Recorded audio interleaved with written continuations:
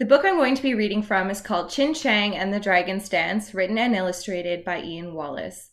This book is about a young boy learning to follow in his grandfather's traditions and the challenges he faces and the help he receives to overcome these challenges. From the time Chiang stood only as high as his grandfather's knees, he had dreamed of dancing the dragon's dance. Now the first day of the year of the dragon had arrived, and his dream was to come true. Tonight he would dance with his grandfather. But instead of being excited, Chiang was so scared he wanted to melt into his shoes. He knew he could never dance well enough to make grandfather proud of him. He stopped sweeping the floor of his family's shop and looked into the street where his mother and father were busy with other shopkeepers, hanging up paper lanterns shaped like animals, fish, and birds. It's time to practice our parts in the dragon's dance for the last time before the other dancers arrive, Chiang. The afternoon is almost over, called Grandfather Wu from the baker room behind the shop. If I were a rabbit, I would run far away from here, Chiang said to himself. But then Mama, Papa, and Grandfather really would be ashamed of me. So very slowly he walked into the baker room where Grandfather Wu stood waiting. He was wearing the splendid, fierce dragon's head that he would put on again that night for the parade. "Pick up the silk tail on the floor behind me," said his grandfather from inside the dragon's head, "and together we will be the most magnificent dragon that anyone has ever seen." Chiang did as he was asked, but as his grandfather started to dance, Chiang did not move. "Grandfather can hide under the dragon's head," he whispered, "but if I trip and fall, I have nowhere to hide. Everyone will say, 'There goes clumsy Chiang.'" Grandfather Wu stopped dancing. "A dragon must have a tail as well as a head," he said gently. Chiang looked down at his shoes. "I can't dance the dragon's dance," he said. "You have trained for a long time, Chiang. Tonight when you dance, you will bring tears of pride to your parents' eyes. Now come, join me in practice just as we have practiced before." But when Chiang tried to leap, he tripped, stumbled, and fell. Why had he ever thought he could dance the dragon's dance? Why had he ever wanted to? He was much too clumsy. He jumped up and ran, away from his grandfather, out of the shop, into the market street. He stopped long enough to pick up a rabbit lantern, poke 2 holes for eyes, and shove it over his head. "Look, look, it's the dragon's tail," called Mrs. Lau, dangling a speckled salmon for Chiang to see. "Tonight, when you dance, the great dragon who lives in the clouds above the mountains will be honored, and next year he will fill our nets with beautiful fish like this." Chiang turned away.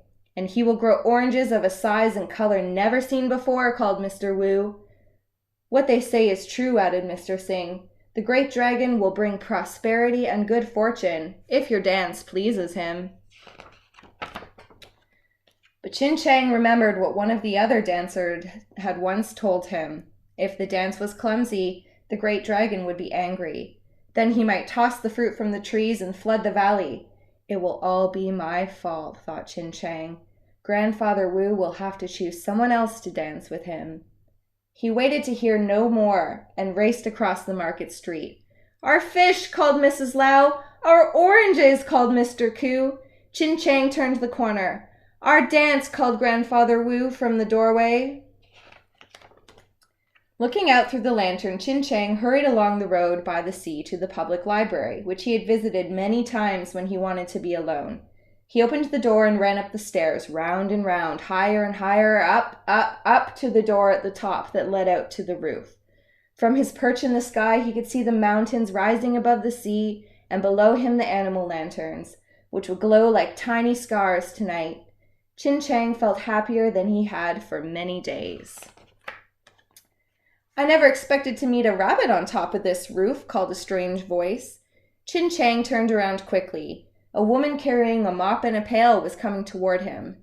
"I'm not a rabbit," he said shyly. "I am Chiang," and he pulled off the lantern. "Oh, that is much better," she said. "Greetings, Chiang. My name is Pu Yi. May I enjoy the view with you?" She didn't wait for a reply. "In a little while I'll be watching the New Year's parade from here. I used to dance the dragon's dance when I was young, but not anymore.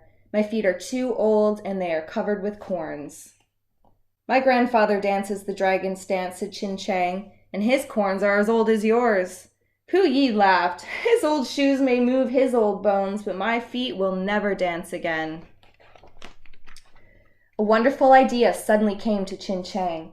What if he had found someone to dance in his place? He would show Pu Yi his part in the dance right now. No one would see them if they tripped or fell. You can help me practice what my grandfather taught me, he said.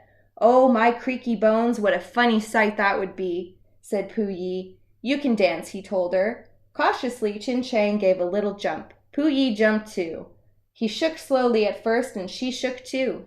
Next, they leaped into the air, landed together, and spun on their heels. Before long, Pu Yi had forgotten her creaky bones. Then Chin Chang stumbled and fell. Let's try again, said Pu Yi, picking him up.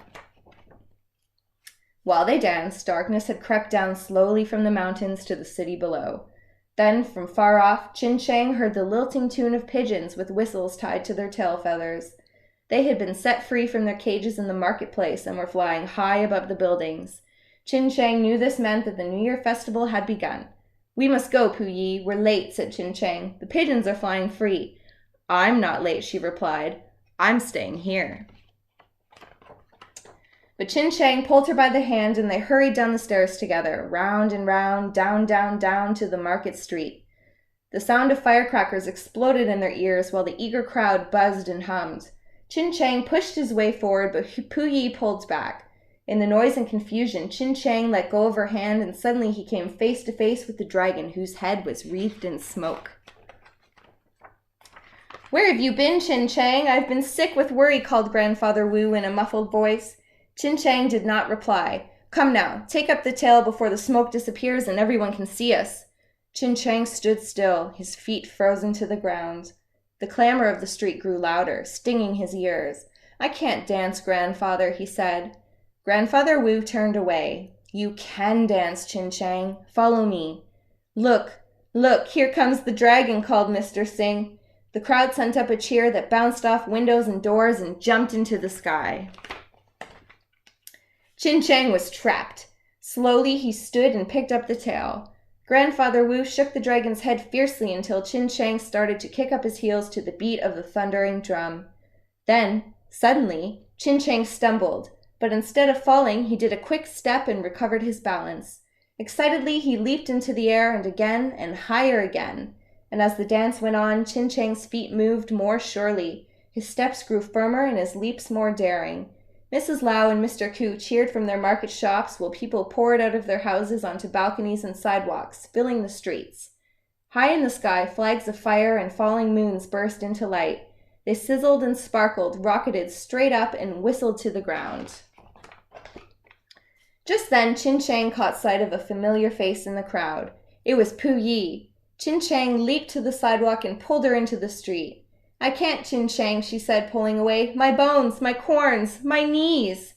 Pu Yi, yes, you can, Chin Chang assured her. Look at me. Hesitantly, she took hold of the tail, and together they kicked up their heels just as they had on the rooftop, while the throngs of people cheered them on. Up one street and down another they danced, to the beat of the thundering drum. All too soon the dragon lifted its head and shook its tail for the last time. The dance was over. Pu Yi hugged Chin Chang close. Grandfather Wu smiled inside the dragon's head. Bring your new friend to our home for dinner, Chin Chang, he said. Pu Yi and Chin Chang hopped quickly over the doorstep and into the bake shop. The family exchanged gifts of fine teas in wooden boxes, new clothes and small red envelopes of lucky money. Then they sat together to share plates of meat dumplings and carp, bowls of steaming soup and trays of delicious pastries and cakes and fresh fruit. To Chin Chang, the very best dragon's tail I have ever seen, said Grandfather Wu, raising his glass in a toast. Chin Chang's face glowed with pride. To a prosperous year of the dragon, he said, raising his glass to his mama, papa, grandfather, and his new friend Pu Yi. The end.